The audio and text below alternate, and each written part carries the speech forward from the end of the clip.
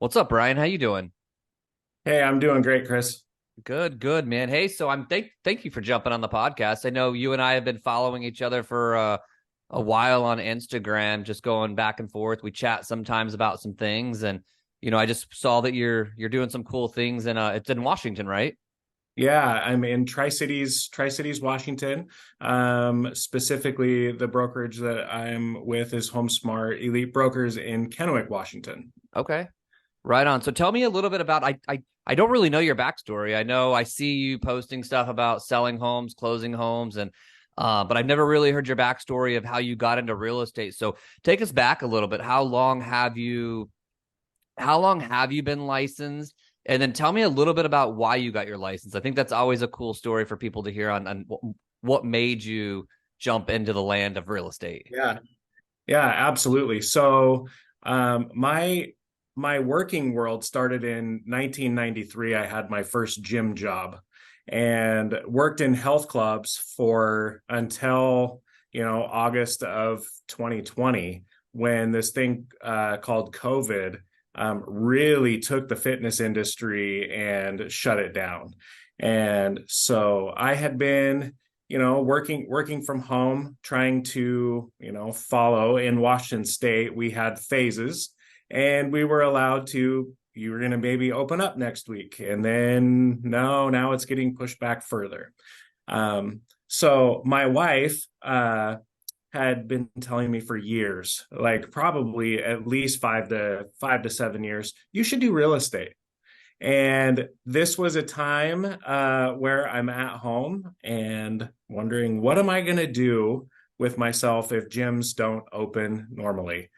Hence, get your real estate license.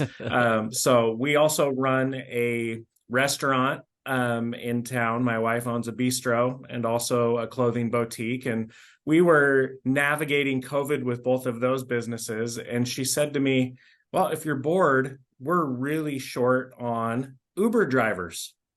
And so I signed up for Uber. I drove for 1 month, made enough to pay for my initial real estate materials, licensing, dues, all of those things. And that was really the end of the story. I pursued getting my license and studied for several months, and there we went.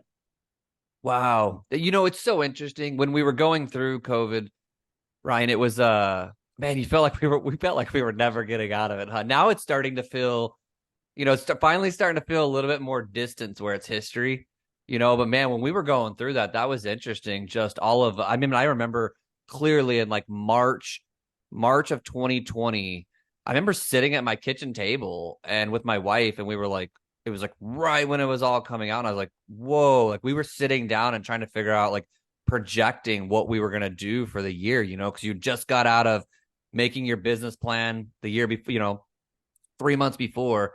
You're in it, you're going, and then all of a sudden this hits, and you're like, what are we going to do now? And that was a very interesting time, like sitting there and just figuring out like, what are we going to do next? And then who would have ever have thought that that would have been the most profitable years of most, like if you had been in the business for years, like that was the most profitable that was the busiest time of my life, was from 2020 to 2022. Like, so you're kind of trying to reconcile this, like the world was going through such craziness.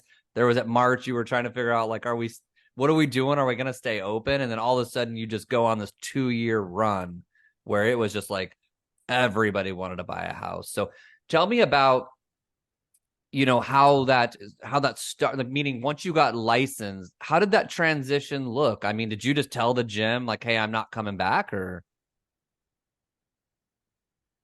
Yeah, so the gym was trying to, reopen and, find a new identity.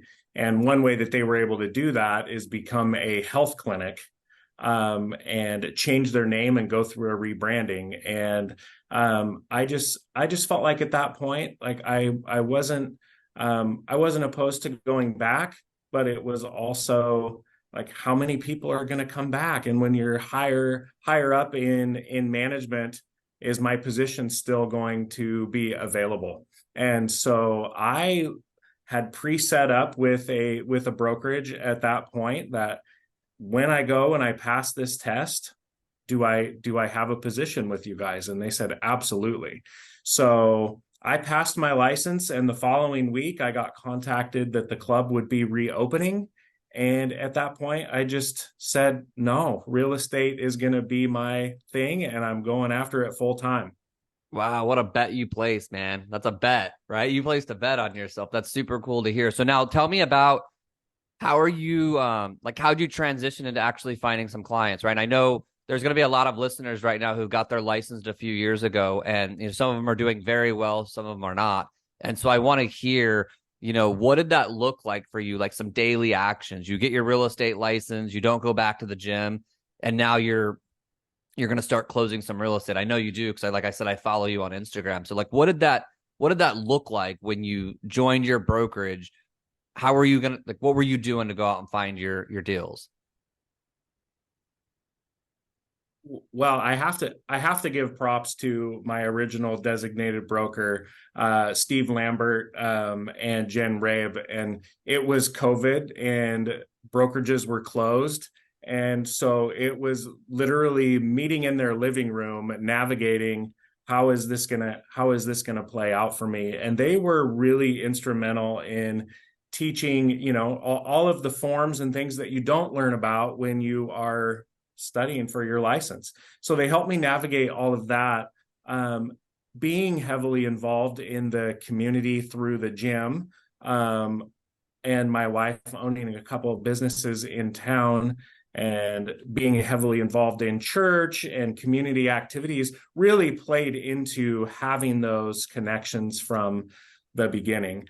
I had a couple of friends that were, hey, as soon as you pass, we're waiting to move forward and have you be our real estate agent. So that was nice navigating, going, okay, I have to pass this so that I'm able to help my friends. And as the interest rates started coming down, they were like, when are you taking this thing? So it made it fun. From the get-go, having people willing to put that trust in you to help them.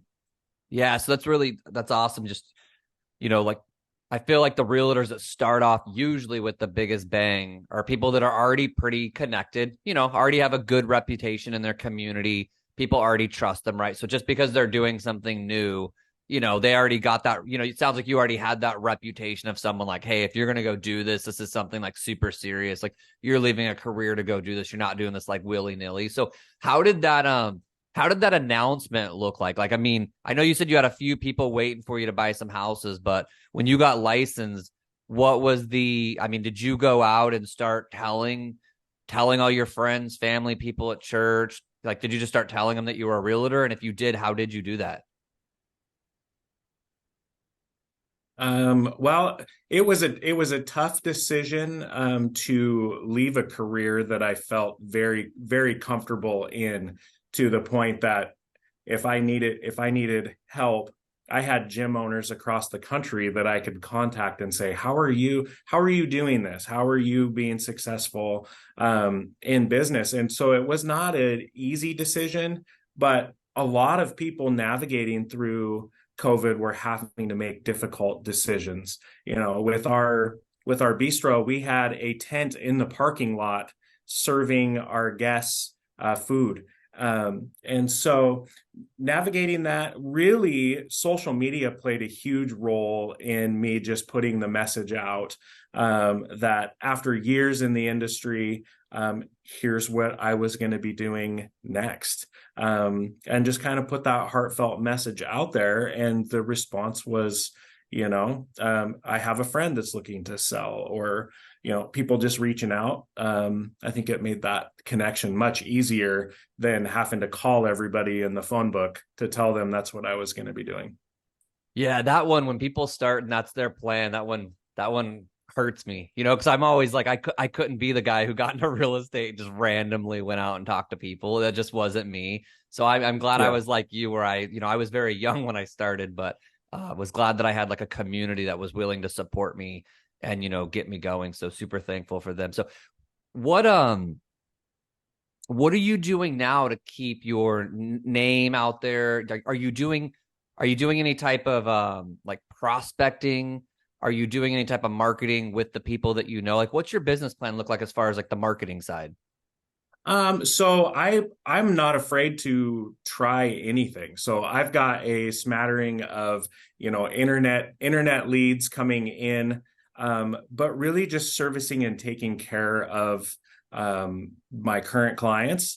And I never call them past clients. They're Ah. always going to be my clients. And they're going to have kids, and those kids are going to have kids, and so you're my client, but most importantly, you're my friend.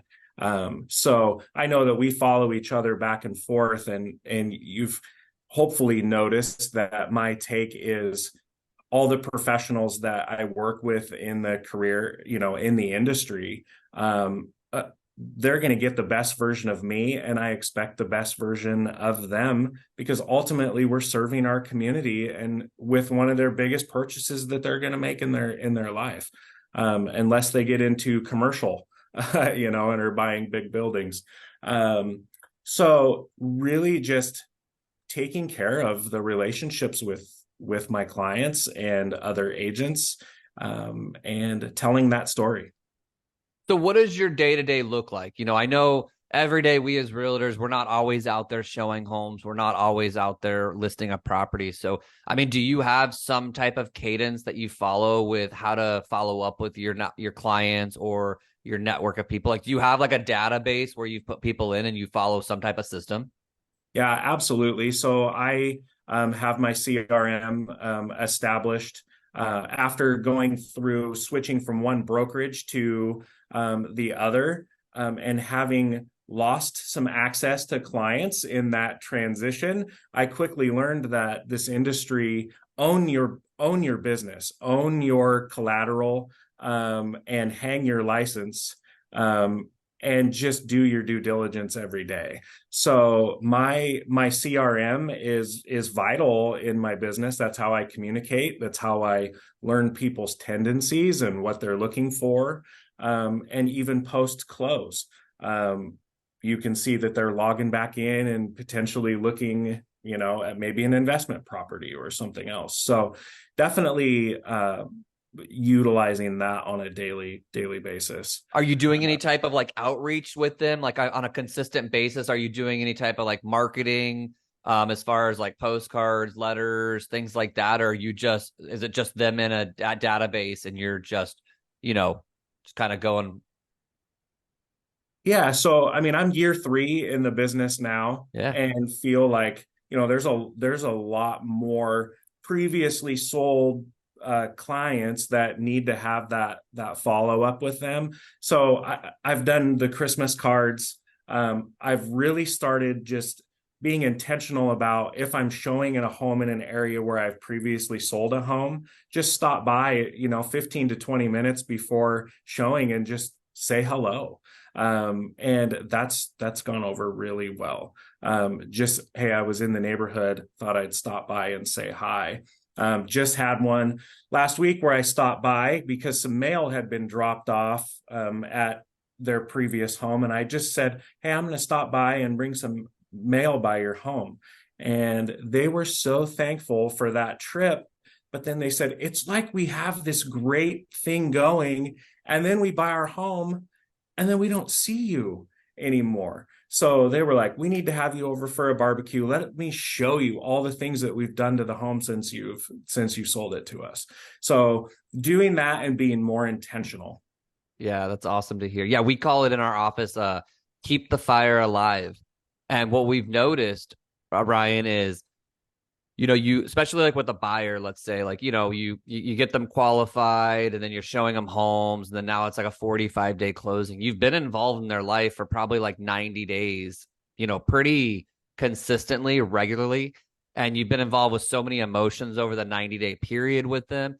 And so what we do is, like, when the closing happens in our office, we call it keep the fire alive. It's our getting our paycheck and them getting their keys is our starting line.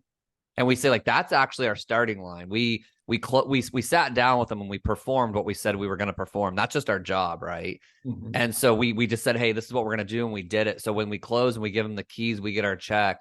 We say that's the starting line. It's keep the fire alive. So we have this It's very systematic, and we have this process, and it's basically in our CRM for 7 days afterwards. It reminds us to follow up with them, right? And now you would think like, okay, like do you really need a reminder to follow up with the client? And you do, because like in real estate, the next day we're following up with leads, showing houses.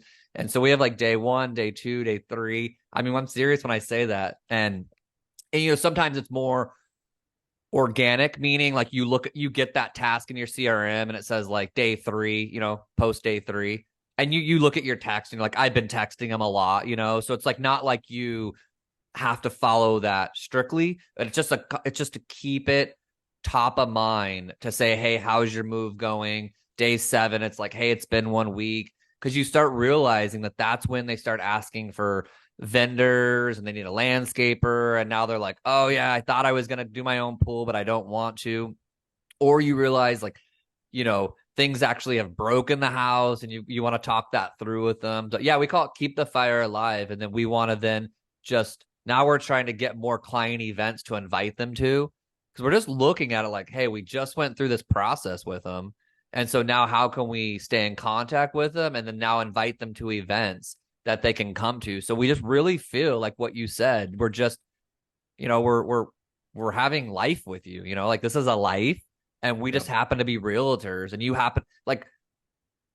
I happen to be a realtor and you happen to be a buyer or a seller. But really at the end of the day, like this is just life, and that's what you were doing and this is what I do. But let's enjoy each other for all the other things that we have that we're doing throughout the years, right? So I think that's cool that Correct. Yeah. you've got that rolling. Yeah, and I think one of the things is, as an agent is just being proactive. I mean, and thinking about what are the key things after someone gets into a home that they're going to need. And so I follow up and say, "Hey, did you walk the community and find your mailbox yet?" Because inevitably they're going to go, "You know what? I think I forgot to do that." So helping them navigate that, getting their utilities, following up, making sure that they've got everything established there either prior to moving in, or hey, going into the weekend, you're not gonna want to be without those things, right? So as a new agent, I wasn't thinking about that. It was like celebrate, give them the keys, and then you'd get all of those questions.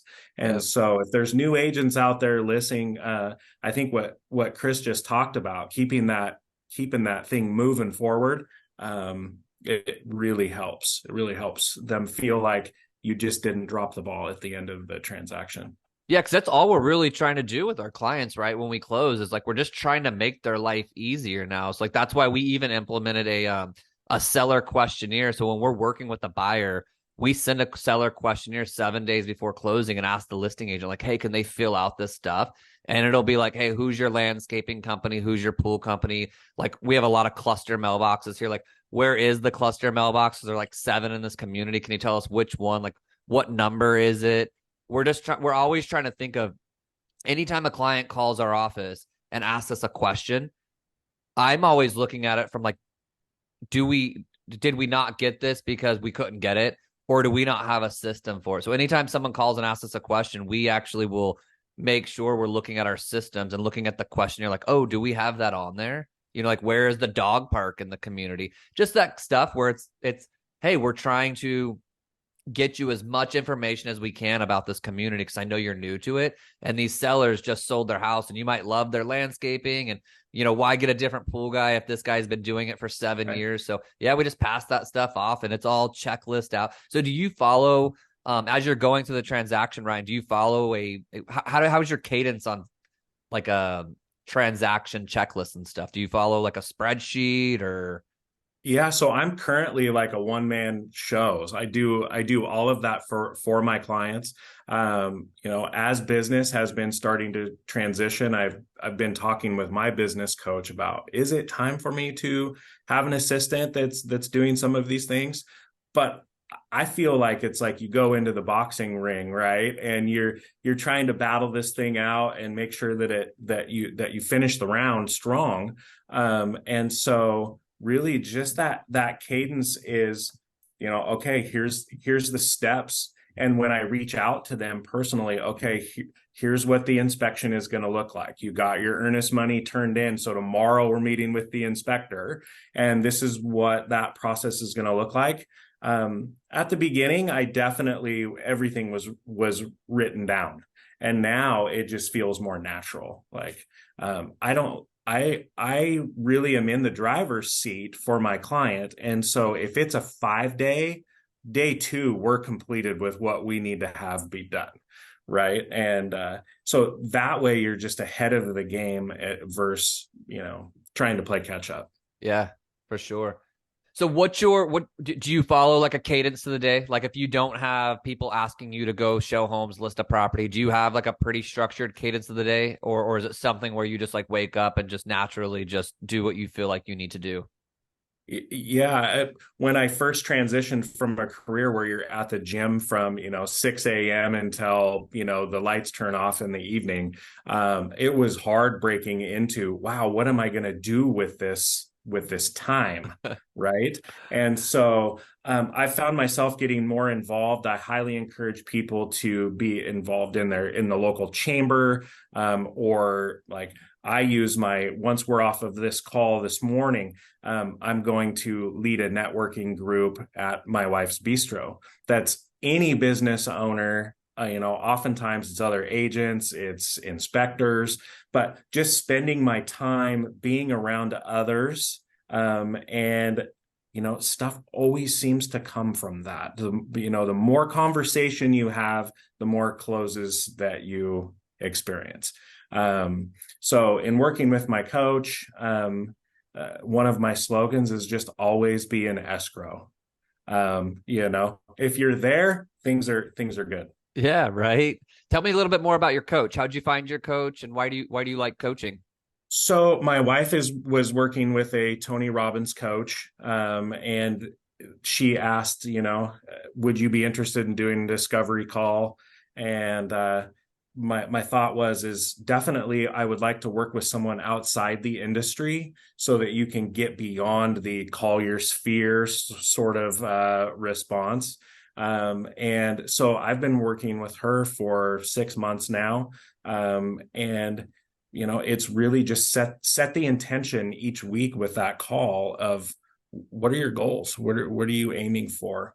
So that has been a great experience. And then I think this is like episode 70 or something that you're recording now. Probably. I listen to all of your stuff and encourage people to do that because you have the greatest walk-up song on a podcast. Like, the beat hits, and then whatever comes after that, there's always nuggets being dropped. So I encourage people to always be educated. I'm also working with, you've probably heard of him, Tristan Ahumada, and I'm part of his coaching group. But just every day trying to learn something new that's going to help my client or help the agent on the other side of the transaction.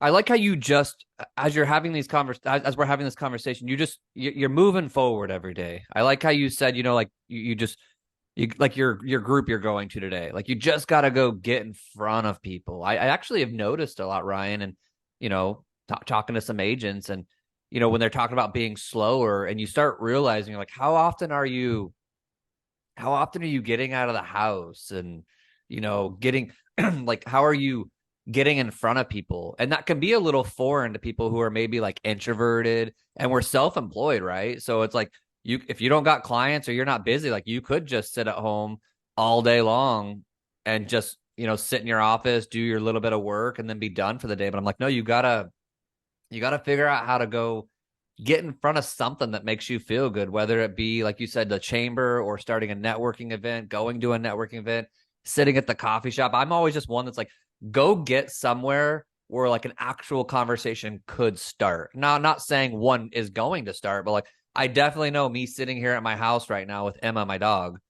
Like, we're not going to do a lot of real estate transactions if I'm just talking to her about buying a house, right? So it's like, you got to go get into places, whether it's an open house or sitting at the coffee shop or just mingling around. But it's really interesting how you said, like, it's just, you've got to figure out how to have conversations with people. Because when you can figure out how to mention to somebody in an organic way that you're a realtor, the conversation opens up. They want to know what their home is worth. What do you think of the market? They want to buy an investment property. Their sister needs to move, to Washington. It's like the conversation just opens up as long as you can figure out how to tell somebody you're a realtor. So I'm always like, figure out daily how you can go get in people's way, and it can come up that like, oh, I'm a realtor, and then let those conversations naturally happen so you can get some business. So Absolutely. My saying, I don't even know who originally said it, but success is a decision,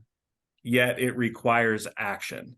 yeah. So as agents, we just need to get up, put our feet on the ground, knowing that interest rates have done nothing but go up over the last year. It's like you don't want to be uneducated, but I don't talk about that. I don't have those discussions. It's more along the lines of, where are you at now? Where do you want to go? Real estate is the catalyst that can help you do that. I bought a house 4 years ago. The equity in that has allowed me to pay off and be debt free other than that house payment. It doesn't matter where the interest rate is at, you're increasing value in your home. So those are the conversations that we can have with people, but it's really about why. Why do they need to make that move? And if they say, well, the rates, agree with them, it's not the best, but why do they have to move?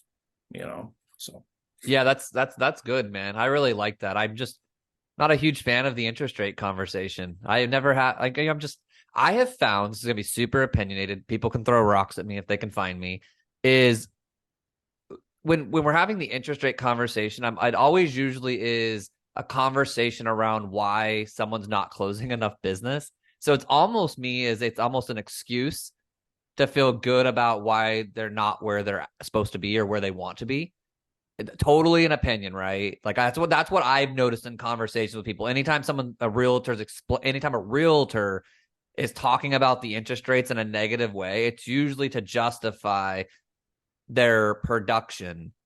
And then when you find the people out there that are actually producing, those conversations usually aren't being had. Like when I'm going to masterminds with realtors around the country, like interest rates not even a topic of conversation because it's something that like we don't control. And when we're going to masterminds, we're always looking for the things that like, what do we get up and get to control in the day? And as long as we do what we can control in the day, usually businesses do them pretty good.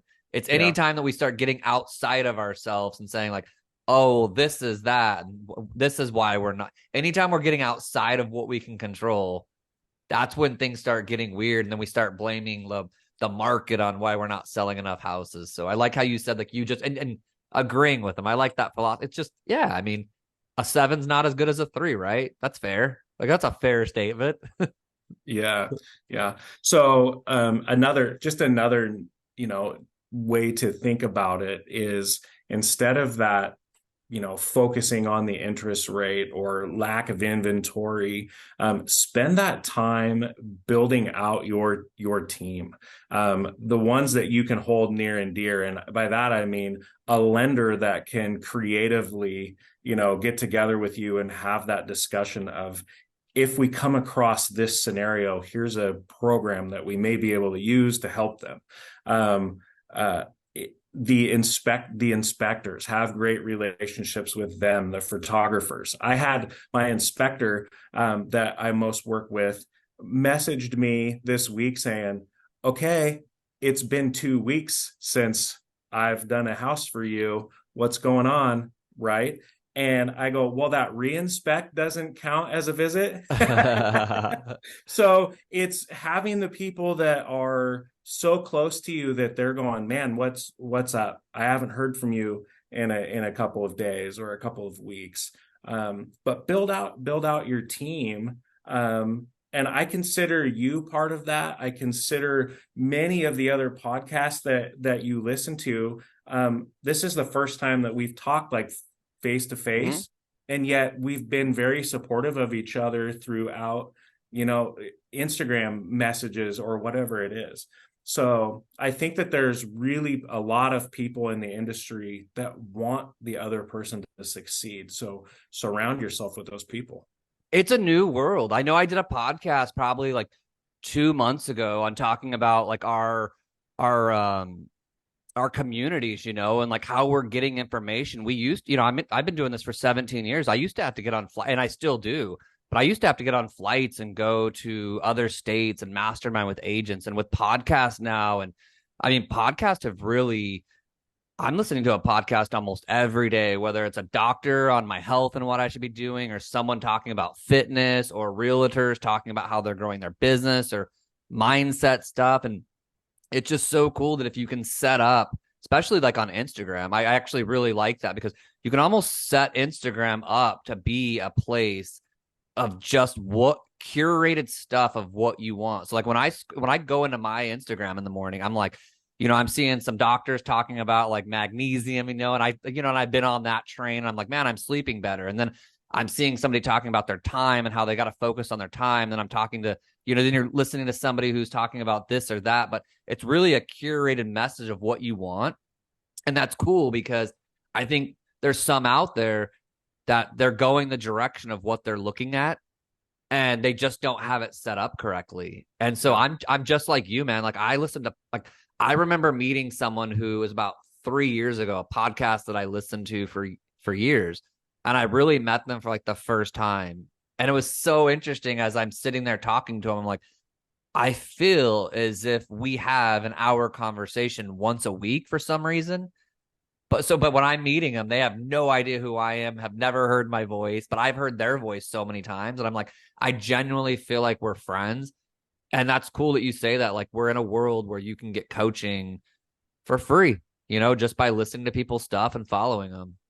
Yeah. Always being willing to take away one or two nuggets, right? Like, oh man, I need to take that and apply that to my Yeah. business, or share that with somebody else. Yeah. Right. So I mean, I find that so often, like listening to your podcast, and then you get out and go into a networking group and you're like, this is what I was just listening to. Yeah. Yeah. Right. And so this is how this guy's going about getting leads. And I love how you're just constantly giving back to other agents, whether they're a part of your team or your brokerage or whatnot. That's what we need to do to help each other move the needle. Yeah. As Yeah. especially we've seen a lot of agents drop off this last year. They say real estate got real over the last 6 months, right? And, have you, over the last 6 months, 8 months, I mean, real estate's been a little bit different, but I mean, what are your thoughts on it? I mean, how are your feelings of just your day to day production activity? You still feeling Business confident? is business is great. Yeah. It's growing. I think that we're just in a time that you have to get a little more creative. But I love the fact that other agents are now reaching out to me to have that discussion. And I know because they're calling my referral partners and asking how they can work together. I just had a agent meet with me yesterday that's looking to retire out of the business, and the respect that she had for the way that I'm handling my business. She said, we need to figure out how to make this work where you can continue caring for my clientele. And that was just Awesome. I was kind of taken back and like, Like honored, okay, huh? so yeah, first of Yeah. all, I need to thank you for that opportunity. Secondly, how fast do you want to do this? Yeah. Because I know your clientele loves you. And if you're referring them to me, we've got years of being able to help them while helping you be able to retire. So it's a good spot to be in. Yeah. Nothing. You can't get a bigger compliment than a realtor calling you and telling them they're going to retire and pass off their clientele to you. That's really awesome, man. What a huge opportunity that is. Yeah. That's a Yeah. huge opportunity. So what are you looking forward to most over the next probably like 6 months in the real estate space? Like what just excites you right now? I feel like I'm finally in a career where dictating what your day looks like, And not necessarily having it be career driven, but what can you do for fun? That's what my coach has been talking to me about. What are you going to do for fun? So I've picked back up, making sure that I'm getting out and playing pickleball. My family, we leave in 2 weeks to go to a trip to Maui. We've never done that.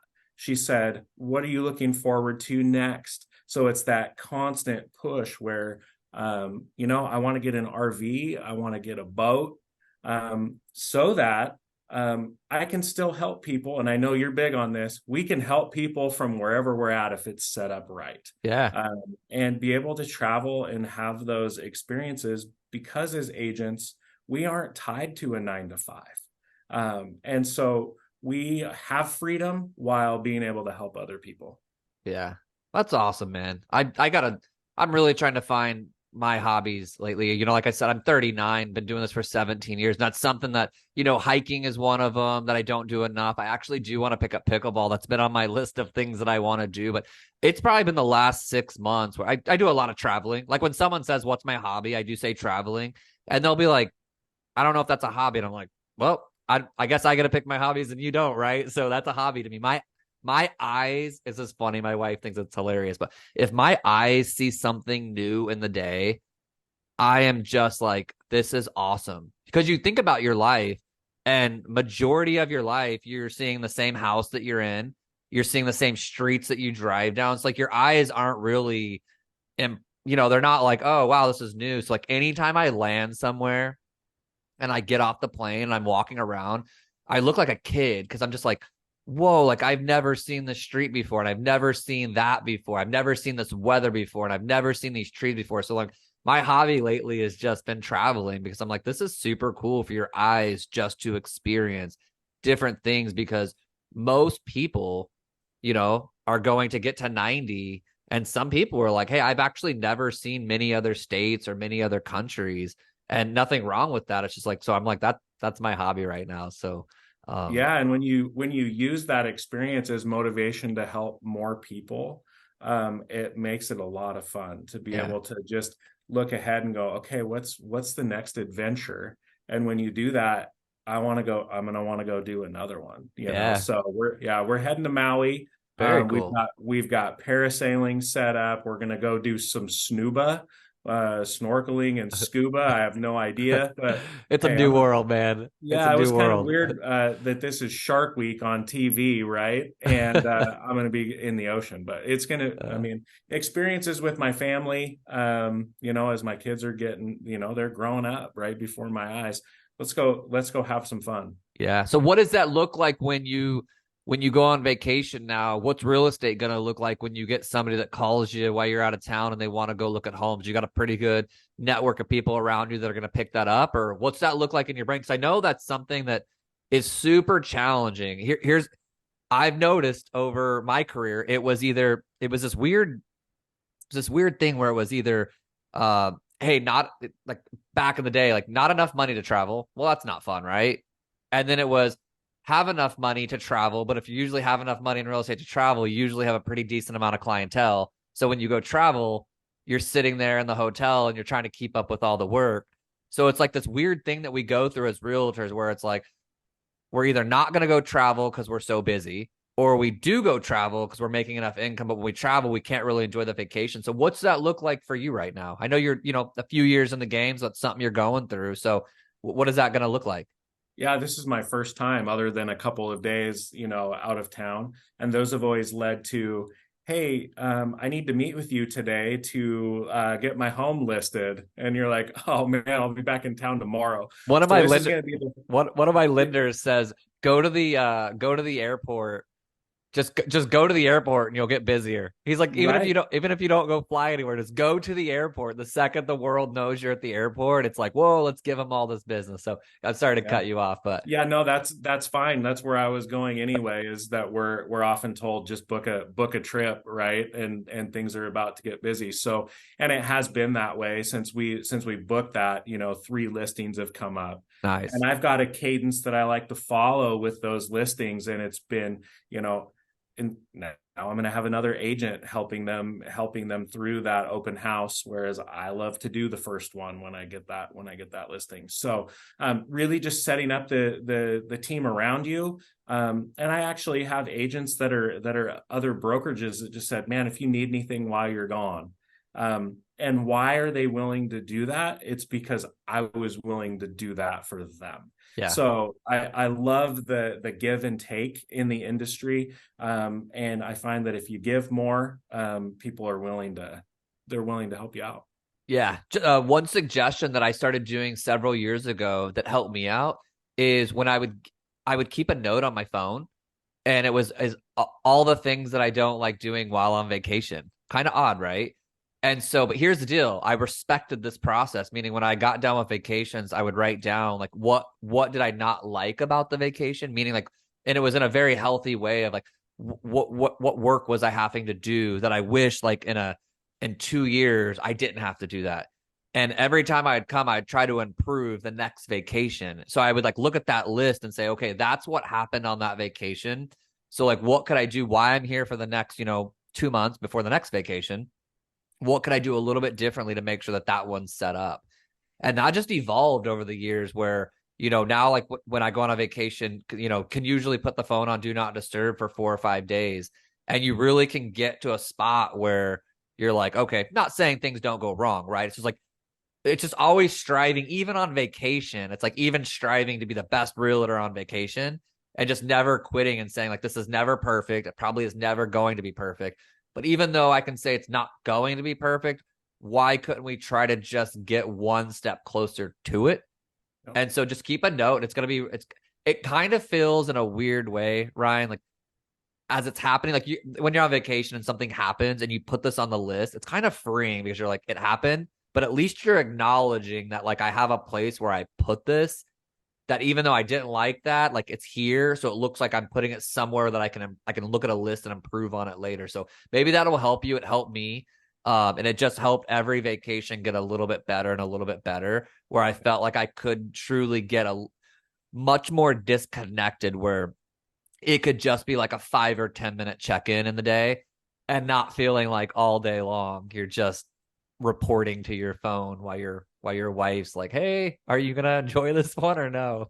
Right. Yeah, no, that's super helpful. Like I said, this will be my first experience where it's more than a couple of days, Yeah. right? And you're also far enough away from home that it's not, oh, I can come fix that. Yep. Yep. So yeah, just having the people set up as best as possible, and go from there.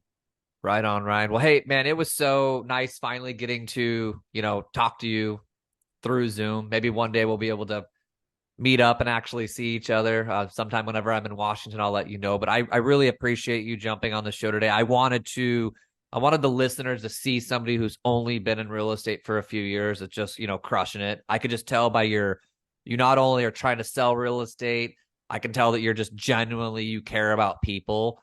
And that's just really cool to see. Some people are just all about the sell. Not if that's their thing, that's fine, right? But like I can tell you're about the sell and also about that person, and that's really nice to see more realtors that are like that. Great. Yeah, thank you for having me on. I look forward to hearing it, and me coming out to that walk-up song, man. There we go, man. Well, hey, buddy, have a good day, and thank you so much. Thank you, sir. Have a Hey, great day. all right.